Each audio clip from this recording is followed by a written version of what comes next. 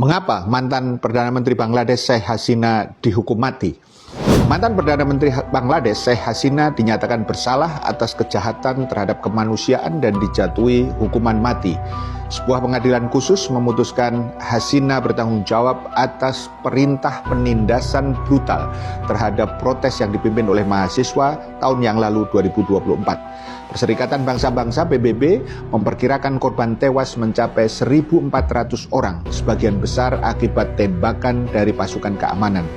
Hasina diadili secara in absentia, artinya dia tidak hadir karena ia berada di India, tempat ia melarikan diri sejak dipaksa mundur dari kekuasaan.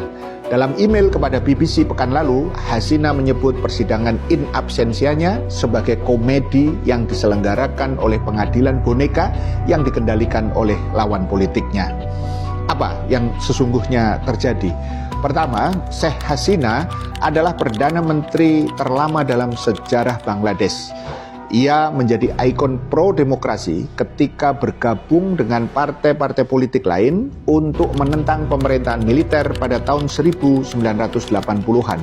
Ia pertama kali terpilih sebagai Perdana Menteri pada tahun 1996.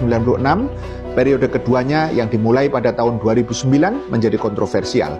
Periode itu diwarnai dengan tuduhan pembunuhan di luar proses hukum, penghilangan paksa, dan penindasan terhadap oposisi. Situasi inilah yang menjadi sebuah perubahan dramatis bagi seorang pemimpin yang pernah berjuang untuk demokrasi multipartai.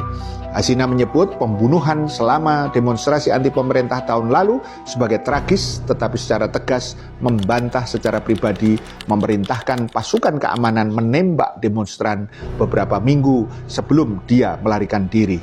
Mahasiswa Bangladesh membakar stasiun televisi milik negara selama protes tahun lalu.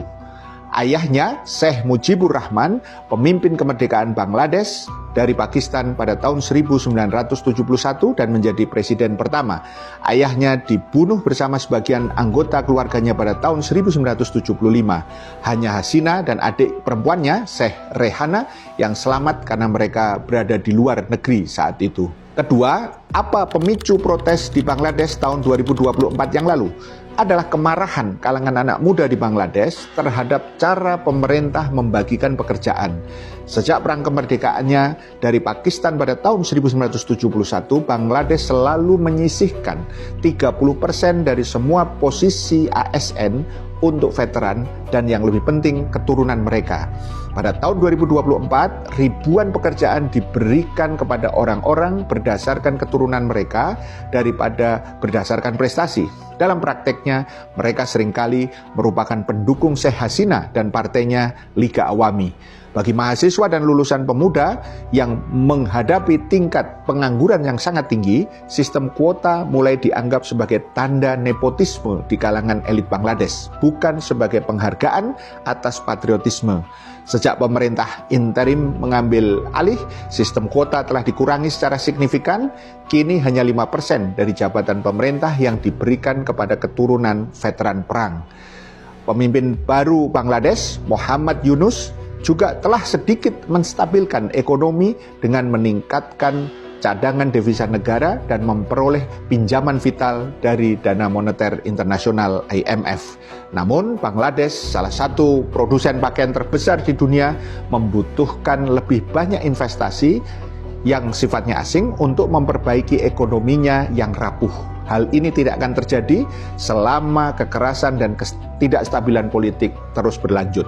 Ketiga, wahai para penguasa muslim, khususnya penguasa Bangladesh saat ini, hukuman mati terhadap Hasina tidak akan mengubah kondisi Bangladesh saat ini yang berpenduduk sekitar 170 juta jiwa dan mayoritas muslim, tetapi diatur dengan hukum sekuler demokrasi kapitalistik yang merujuk pada hukum Inggris. Kondisi Bangladesh akan berubah manakala diterapkan Islam secara kafah untuk kebaikan negeri, sebagaimana Islam telah mengatur Bangladesh di masa sebelumnya.